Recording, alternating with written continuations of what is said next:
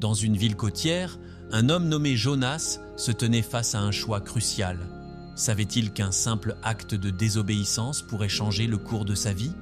Alors que les vagues s'écrasaient contre le rivage, Jonas avait reçu un ordre divin, se rendre à Ninive pour prêcher. Mais au lieu de cela, il choisit de fuir, embarquant sur un navire à destination opposée. Pourquoi cet homme, choisi pour une mission si importante, ressentait-il une telle résistance? Imaginez une tempête déchaînée, des marins terrifiés priant leur Dieu, et au fond du bateau, Jonas dormant paisiblement. Comment pouvait-il ignorer le chaos autour de lui? Les événements prenaient une tournure inattendue, et les marins découvrirent bientôt que Jonas était la clé de leurs problèmes. Mais que se passera-t-il quand il sera confronté à la réalité de sa désobéissance? Cette histoire nous rappelle que fuir nos responsabilités peut mener à des conséquences imprévues. Quelle leçon Jonas apprendra-t-il au cours de cette aventure tumultueuse? Restez avec nous pour découvrir les vérités profondes sur l'obéissance et le pardon. Contexte historique de Jonas. Le livre de Jonas se déroule dans un contexte historique riche, marqué par des tensions culturelles et religieuses.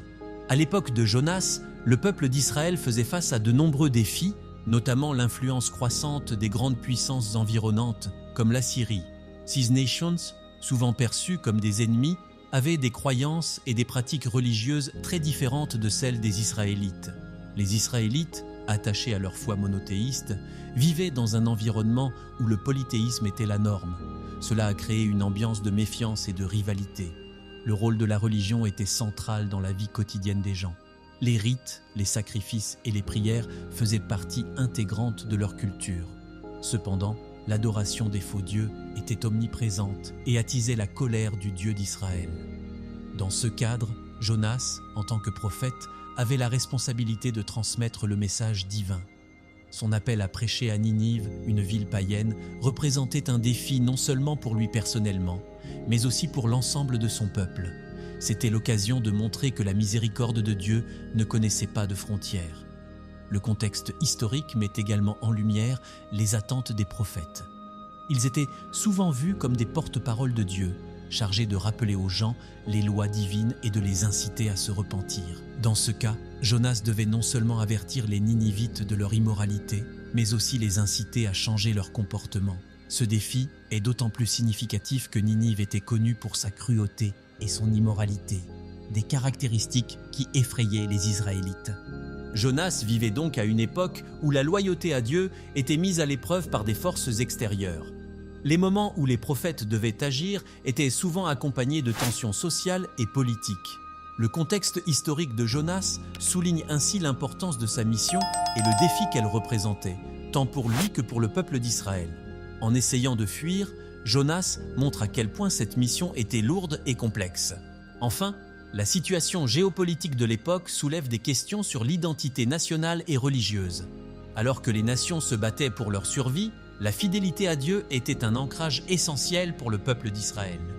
La mission de Jonas à Ninive, bien que perçue comme une trahison par certains, était en réalité une opportunité de démontrer la grandeur de la miséricorde divine. Avant de commencer avec le contenu d'aujourd'hui, j'aimerais vous demander un petit service. Si vous appréciez nos vidéos et souhaitez continuer à voir plus de contenu passionnant, nous vous invitons à liker cette vidéo et à vous abonner à notre chaîne. C'est le meilleur moyen de nous soutenir et de rester informés de toutes les nouvelles histoires et vidéos que nous partageons. N'oubliez pas d'activer la cloche de notification pour ne manquer aucune vidéo. Merci de faire partie de notre communauté et maintenant, profitez de la vidéo. L'appel de Dieu. L'appel de Dieu à Jonas est un moment clé dans l'histoire du prophète. Dieu lui demande d'aller à Ninive pour prêcher contre sa méchanceté. Cet appel est à la fois direct et clair, mais il soulève des questions sur la volonté divine et la réponse humaine. En tant que prophète, Jonas aurait dû être honoré par cette mission. Mais au lieu de cela, il choisit de fuir. Cela met en lumière la complexité de son personnage et la lutte intérieure qu'il ressent. La volonté de Dieu, dans ce cas, est de montrer sa miséricorde même envers ceux qui sont considérés comme des ennemis. L'appel à Jonas représente un défi, non seulement pour lui, mais aussi pour la compréhension de la nature de Dieu. Cela soulève la question de savoir si la grâce divine s'étend au-delà des frontières d'Israël. La mission de Jonas est donc aussi une invitation à élargir la vision de la justice divine, qui ne se limite pas à un seul peuple. Jonas, cependant, réagit avec peur et résistance. Il sait que Ninive est une ville pécheresse et il craint que Dieu ne fasse preuve de miséricorde envers ses habitants s'ils se repentent. Cette peur de la miséricorde divine révèle un aspect de la nature humaine, la tendance à vouloir que les autres subissent les conséquences de leurs actions. En fuyant vers Tarsis, Jonas cherche à échapper non seulement à sa mission, mais aussi à la notion de responsabilité envers autrui. L'appel de Dieu à Jonas est un rappel que la mission prophétique n'est pas toujours confortable. Elle implique souvent de se confronter à des réalités difficiles et de dépasser ses propres préjugés. La réaction de Jonas montre que même ceux qui sont choisis par Dieu peuvent être en désaccord avec ses plans. Cela nous amène à réfléchir sur notre propre réticence à répondre à des appels similaires dans notre vie. En fin de compte, l'appel de Dieu à Jonas est une invitation à réfléchir sur notre propre compréhension de la justice et de la miséricorde. Il nous pousse à considérer jusqu'où nous sommes prêts à aller pour partager un message d'amour et de rédemption, même avec ceux que nous jugeons indignes, la résistance de Jonas. La résistance de Jonas est l'un des aspects les plus fascinants de son histoire. Au lieu d'accepter l'appel de Dieu, il choisit de fuir dans la direction opposée. Ce choix soulève des questions sur les raisons qui poussent un prophète à ignorer la voix divine. La peur, le préjugé et l'égoïsme sont quelques-unes des motivations qui peuvent expliquer le comportement de Jonas. Son acte de désobéissance est révélateur d'un conflit intérieur puissant. La résistance de Jonas peut également être interprétée comme une prise de conscience de la gravité de sa mission. Prêcher à Ninive signifie confronter une ville connue pour sa méchanceté et sa cruauté. Jonas sait que son message pourrait entraîner un changement, mais il craint également les conséquences d'une telle mission. Ce dilemme entre faire ce qui est juste et se protéger face à l'inconnu est quelque chose que beaucoup de gens peuvent comprendre. En fuyant, Jonas ne fait pas seulement preuve de désobéissance, il montre aussi une tendance humaine à éviter les situations inconfortables. Au lieu de se confronter à la réalité de sa mission, il préfère s'éloigner. Cela nous rappelle que la résistance peut parfois être une forme de protection. Cependant, cette protection est illusoire, car elle ne change pas les attentes de Dieu. La fuite de Jonas montre à quel point il est facile de se laisser emporter par ses propres craintes. La résistance de Jonas a également des implications plus larges sur la manière dont nous répondons aux appels dans notre propre vie. Souvent, nous avons peur de ce que cela pourrait signifier pour nous, de la façon dont cela pourrait changer notre réalité ou de la manière dont les autres pourraient réagir. Jonas incarne cette lutte entre la volonté personnelle et la volonté divine, un thème qui résonne à travers les âges. Finalement, la résistance de Jonas est une invitation à réfléchir sur notre propre capacité à répondre aux appels que nous recevons. La peur et l'incertitude font partie du chemin, mais la véritable force réside dans notre capacité à surmonter ces obstacles et à agir selon ceux que nous croyons être justes, même lorsque cela nous met mal à l'aise. La tension entre la volonté personnelle et la volonté divine. La tension entre la volonté personnelle de Jonas et la volonté divine est au cœur de son récit. En tant que prophète, Jonas aurait dû être en accord avec les plans de Dieu, mais il choisit de suivre ses propres désirs. Cette lutte intérieure est universelle et résonne avec l'expérience de nombreuses personnes qui se trouvent à la croisée des chemins. Au fond, il s'agit d'une question de choix. Suivre ses propres aspirations ou se soumettre à un appel plus grand. Jonas représente l'être humain dans toute sa complexité. D'un côté, il connaît la volonté de Dieu et comprend ses implications. De l'autre, il ressent une forte aversion à l'idée de prêcher à Ninive. Cette aversion est alimentée par ses préjugés et son désir de protection. Il préfère se cacher derrière ses propres choix plutôt que d'accepter une mission qui pourrait le confronter à des réalités désagréables. Cette tension entre la volonté personnelle et divine n'est pas unique à Jonas. Elle est présente dans de nombreuses histoires de la Bible et dans la vie quotidienne de chacun. Les gens sont souvent tiraillés entre ce qu'ils veulent faire et ce qu'ils savent qu'ils devraient faire. La résistance de Jonas souligne à quel point il est difficile d'agir en conformité avec nos valeurs lorsque cela implique de sortir de notre zone de confort. La volonté divine est souvent perçue comme un appel à la transformation. Pour Jonas, cela signifie non seulement prêcher à une ville pécheresse, mais aussi changer sa propre perception des autres. Accepter cette volonté nécessite du courage et de la foi. La lutte de Jonas devient ainsi un miroir de nos propres luttes. Nous sommes souvent confrontés à des moments où nous devons choisir entre notre confort personnel et un appel à faire le bien. En fin de compte, la tension entre la volonté personnelle et divine est un thème puissant qui traverse le récit de Jonas. Cela nous rappelle que la véritable croissance vient souvent de notre capacité à naviguer dans ces tensions et à choisir de répondre à des appels qui peuvent être difficiles, mais qui sont essentiels pour notre cheminement spirituel et personnel. Le sens de la tempête. La tempête qui se lève en mer est un moment crucial dans l'histoire de Jonas, symbolisant les conséquences de sa désobéissance. Alors qu'il tente de fuir sa mission, la mer devient agitée et les marins sont pris de panique. 6. Le rôle des marins. Lorsque Jonas a décidé de fuir sa mission divine, il n'a pas seulement mis sa propre vie en danger, mais il a également entraîné d'autres personnes dans son désastre. Les marins, qui naviguaient sur le même bateau, se sont retrouvés pris dans une tempête violente, conséquence directe de la désobéissance de Jonas. Ils étaient des hommes de mer expérimentés, mais face à cette tempête, ils ont été dépassés par les événements. Cela montre à quel point les actions d'une seule personne peuvent avoir des répercussions sur ceux qui l'entourent. Les marins ont tout essayé pour sauver leur navire. Ils ont jeté leur cargaison par-dessus bord, espérant alléger le bateau et apaiser la colère de la mer. Leur désespoir était palpable, et c'est à ce moment-là qu'ils ont commencé à prier chacun leur propre Dieu. Ils ont compris que cette tempête n'était pas ordinaire, mais que quelque chose de plus grand était en jeu. Cela nous rappelle que, même dans des situations désespérées, les gens cherchent souvent une connexion spirituelle, même s'ils ne croient pas nécessairement au même Dieu. Quand les marins ont découvert que Jonas était la cause de leur malheur, ils ont été confrontés à un dilemme. Devraient-ils le jeter à la mer pour sauver leur propre vie ? Le poids de cette décision était énorme. Ils ont d'abord essayé de ramer vers la terre, mais la tempête ne leur a pas permis. Finalement, ils ont prié, demandant pardon pour ce qu'ils allaient refaire. Ce moment souligne la compassion humaine, même envers un étranger, et montre que la vie et la mort sont souvent entrelacées dans des circonstances difficiles. La décision de jeter Jonas à la mer est un acte désespéré, mais aussi révélateur de la nature humaine.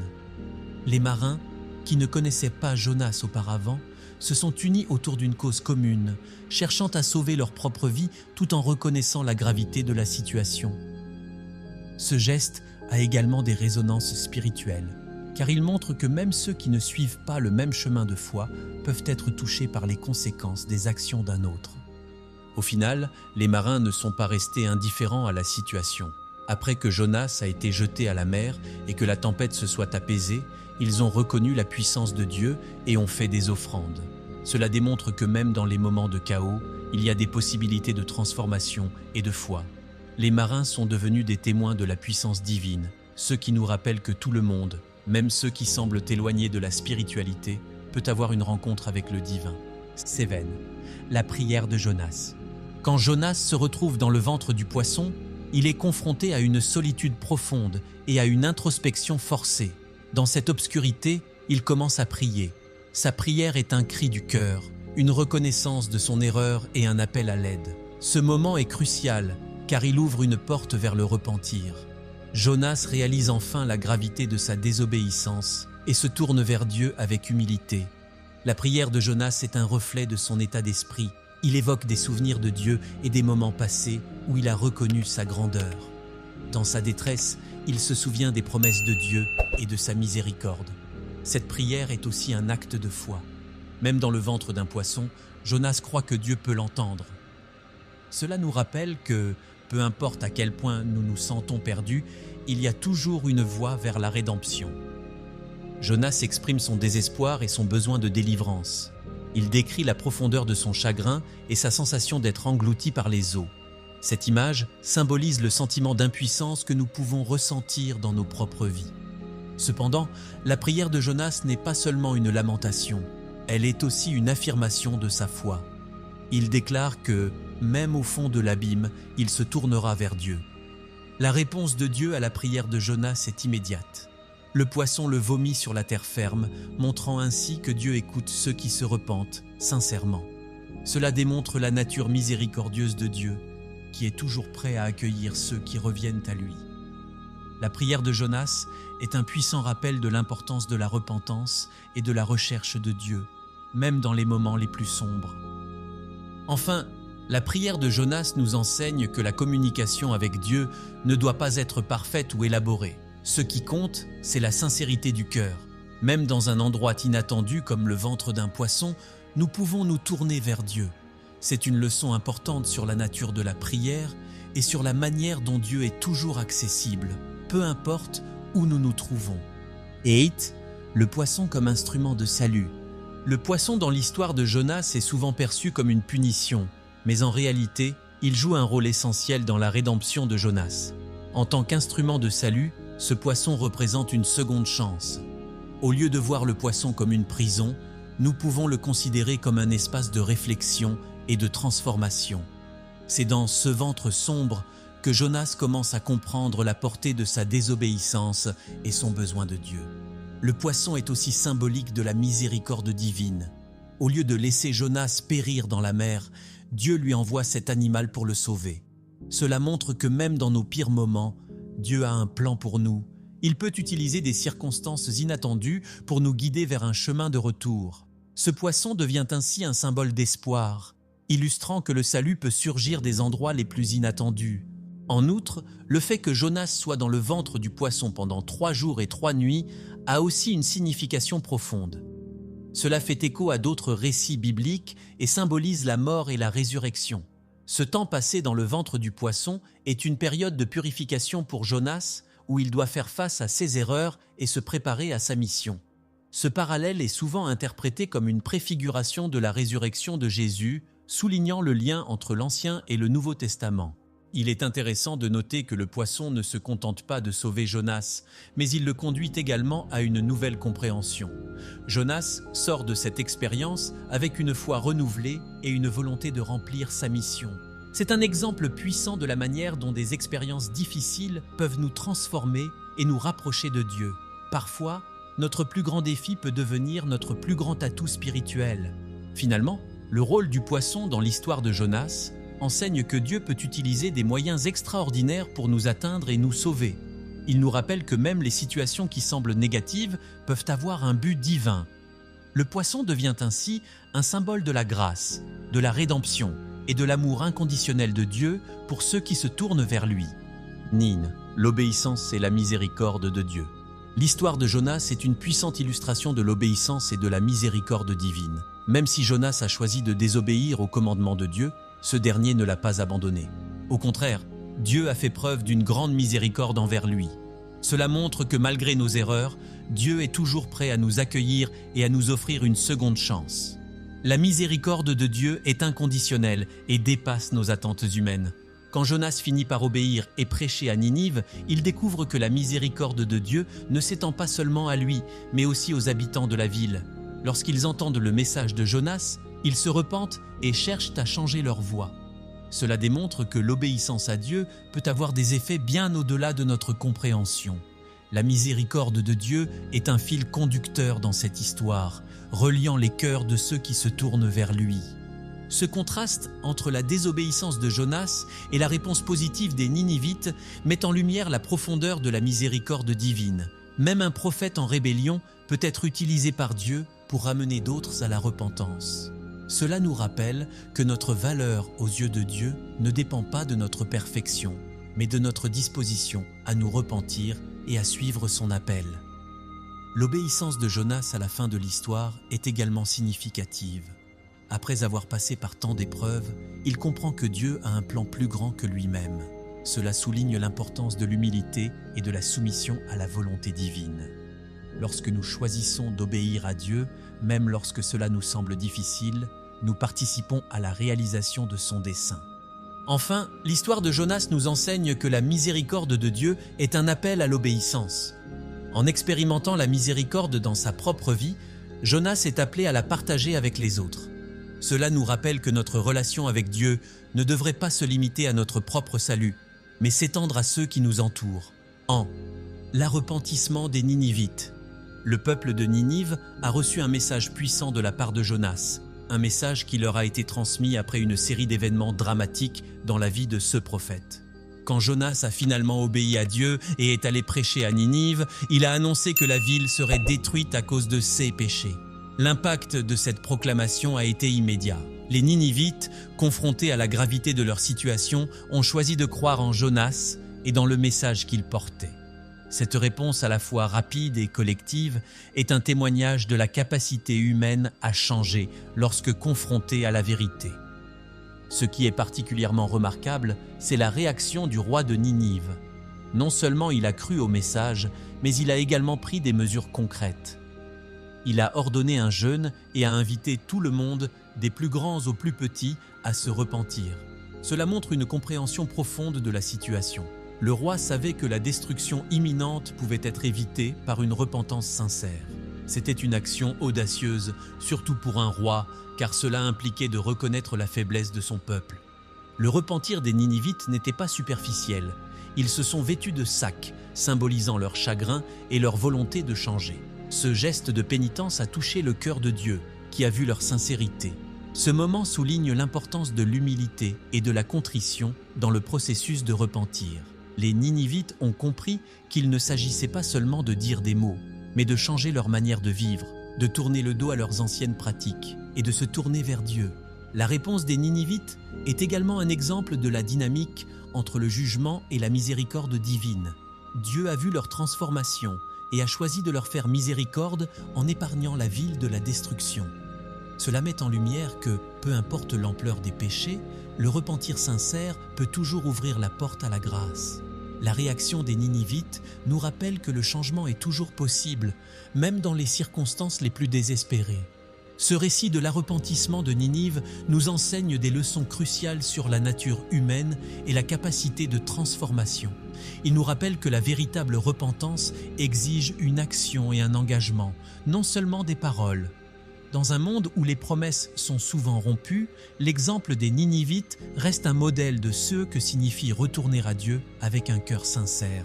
La réaction de Jonas au repentir. Lorsque les Ninivites se sont repentis, la réaction de Jonas a été tout sauf celle que l'on aurait pu attendre d'un prophète de Dieu. Au lieu de célébrer la miséricorde divine et la conversion des pécheurs, Jonas a ressenti de la frustration et de l'amertume.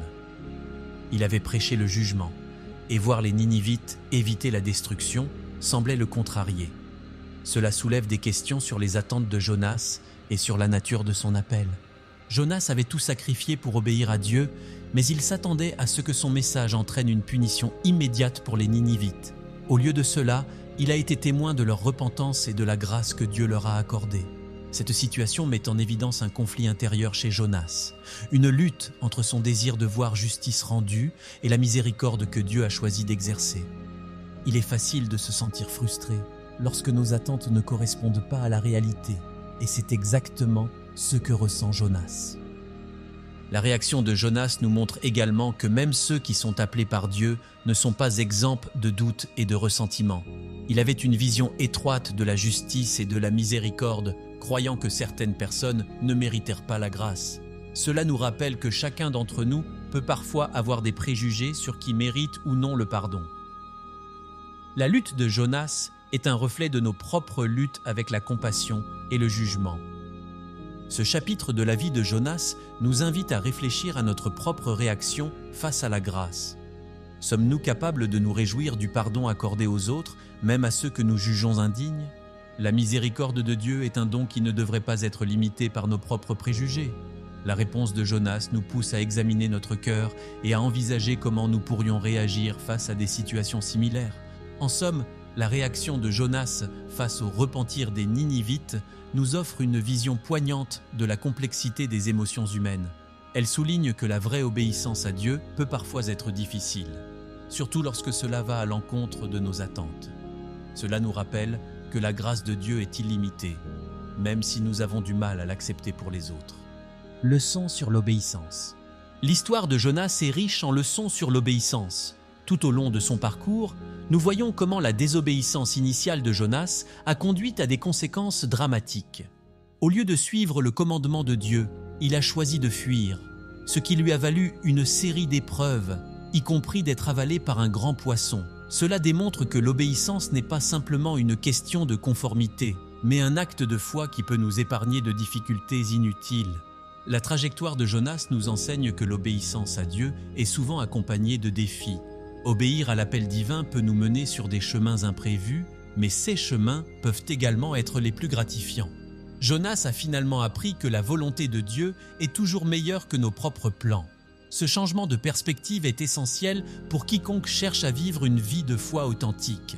Une autre leçon importante à tirer de l'expérience de Jonas est le pouvoir du repentir. Après avoir désobéi, Jonas a eu l'occasion de se tourner vers Dieu et de demander pardon. Cette démarche montre que l'obéissance ne signifie pas être parfait, mais être prêt à revenir sur ses pas et à corriger ses erreurs. L'humilité de Jonas dans la prière montre que même un prophète peut avoir besoin de rédemption. L'histoire de Jonas souligne également l'importance de la mission que Dieu nous confie. Nous sommes tous appelés à partager l'amour et la vérité de Dieu, même lorsque cela semble difficile ou inconfortable. L'obéissance implique souvent de sortir de notre zone de confort et de faire face à nos propres peurs et préjugés. La mission de Jonas à Ninive est un rappel que Dieu peut utiliser même les personnes les plus réticentes pour accomplir ses desseins. Enfin, l'histoire de Jonas nous enseigne que l'obéissance est un choix quotidien. Chaque jour, nous avons l'occasion de choisir entre suivre notre propre chemin ou celui que Dieu a tracé pour nous. La fidélité dans les petites choses peut conduire à de grandes transformations. L'exemple de Jonas nous pousse à réfléchir à notre propre parcours et à comment nous pouvons mieux répondre à l'appel de Dieu dans nos vies. L'ombre est la leçon finale. L'épisode de la plante qui a donné de l'ombre à Jonas est l'un des moments les plus révélateurs de son histoire. Après avoir prêché à Ninive et vu la ville échapper à la destruction, Jonas s'est assis à l'extérieur de la ville, mécontent et frustré. C'est alors qu'une plante a poussé pour lui offrir de l'ombre, et Jonas en était ravi. Cependant, le lendemain, la plante a été détruite, laissant Jonas à la chaleur du soleil. Cette situation illustre les préoccupations humaines face aux choses éphémères et à notre manque de perspective. La réaction de Jonas face à la plante met en lumière son égoïsme et son attachement au confort matériel. Il se souciait davantage de sa propre situation que du sort des Ninivites. Dieu utilise cette illustration pour enseigner à Jonas une leçon précieuse sur la compassion. Dieu lui rappelle que, tout comme il se souciait de la plante, il se souciait aussi des milliers de personnes à Ninive qui ne s'avèrent pas faire la différence entre leur droite et leur gauche. Cette leçon finale est un puissant appel à élargir notre perspective. Nous sommes souvent pris dans nos propres préoccupations et nous oublions de voir la souffrance des autres. L'histoire de Jonas nous pousse à élargir notre cœur et à développer une véritable compassion pour ceux qui nous entourent. Nous devons apprendre à voir au-delà de nos propres besoins et à nous engager dans la vie des autres. L'épisode de la plante est également une invitation à examiner nos priorités. Qu'est-ce qui compte vraiment dans notre vie ?